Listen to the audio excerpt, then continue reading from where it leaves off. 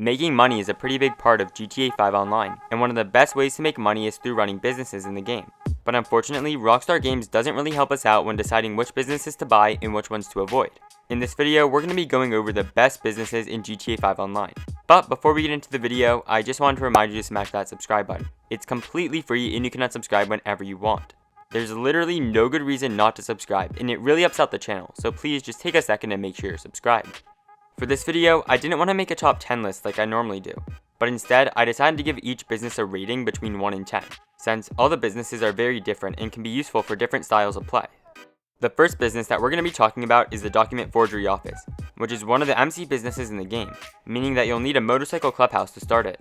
Document Forgery, like all the other MC businesses, is a passive business, meaning that it makes you money in the background by converting supplies to stock, while you can do other things like heists or races or really anything else in the game. It's also the cheapest MC business, but there's a pretty good reason for that. Even when the business is fully upgraded, the profit per hour is just over $30,000, which means that it'll take more than 45 hours to break even. And even when it does, you really won't be making that much money. In my opinion, Document Forgery is pretty bad, and it's really not worth buying at all. I would rate this a negative 1 out of 10. Yeah, it's really that bad. Up next is the Vehicle Warehouse, which is one of the businesses that you operate as a CEO, meaning that you'll need an office before you can buy it. Like the name suggests, the Vehicle Warehouse requires you to source and sell vehicles to earn money. There are 3 different categories of vehicles, which are low-end, mid-range, and high-end, and the category that a car is placed in determines how much you can sell it for. Unlike the MC businesses, the Vehicle Warehouse is an active business, so it'll only make you money when you're actively doing missions through it. The cheapest Vehicle Warehouse costs $1.5 million, and I recommend buying this one because it's pretty close to the highway. The only main downside with this location is that there is a gang hideout nearby, so if you fire a gun in the area, all the gang members will target you. This really isn't that big of a deal though, since you'll rarely need to fight enemies that close to the warehouse. The Vehicle Warehouse doesn't have the best profits, but you can make about $350,000 per hour if you have friends to help you out. It's also one of the most fun businesses in the game because you get to drive around in a lot of really cool cars during the missions. Overall, I'd rate this business a 6 out of 10, because even though it's really fun, there's just a lot better ways to make money in the game. The next business that we're going to be going over is the Cocaine Lockup, which is the most expensive MC business in the game, at least for its initial startup cost. The Cocaine Lockup is a passive business, and it works very similarly to the Document Forgery office. The Cocaine Lockup is a passive business, and it works pretty much the same as the Document Forgery office. When this business is fully upgraded, you can make a profit of about $60,000 every hour from it, which is twice as much as the Document Forgery office. The overall upgrades and costs for the Cocaine Lockup do cost a lot more, but you'll break even after about 35 hours, making it a much better option. I would rate this business a 7 out of 10, and it's definitely worth buying if you're interested in buying some MC businesses. Coming up next is the Hangar, which is a business that involves sourcing and selling air freight cargo crates.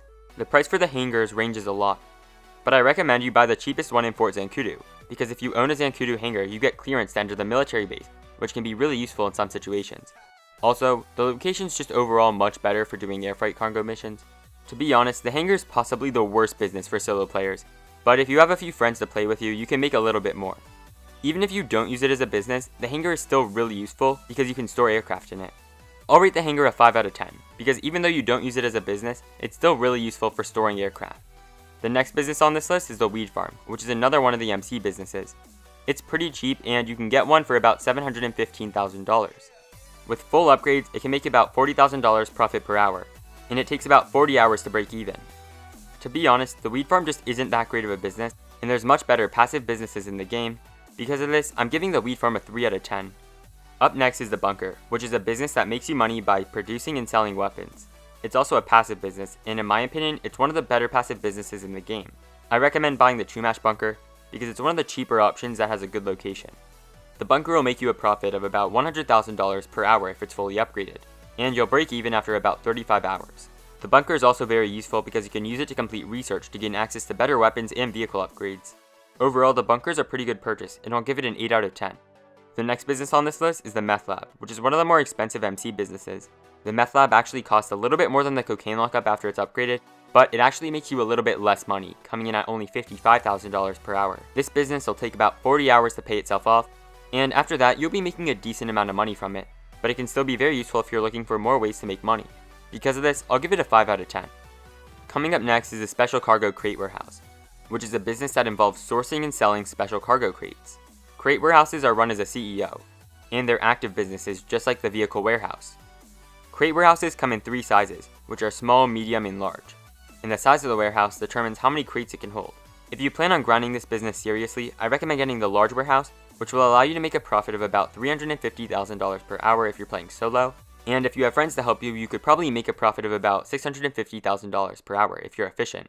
Overall, this business is one of the best active income methods in the game, but I'll have to give it an 8 out of 10 just because of how expensive it is to start up. The next business that we're going to be talking about is the Counterfeit Cash Factory, which is one of the mid-range MC businesses. It can make you a little bit more than $50,000 per hour, and it'll break even after about 40 hours. The Counterfeit Cash Factory is definitely one of the better valued MC businesses because it's much cheaper than the Meth Lab. It makes you almost as much money per hour. Because of this, I'll give the Counterfeit Cash Factory a 6 out of 10.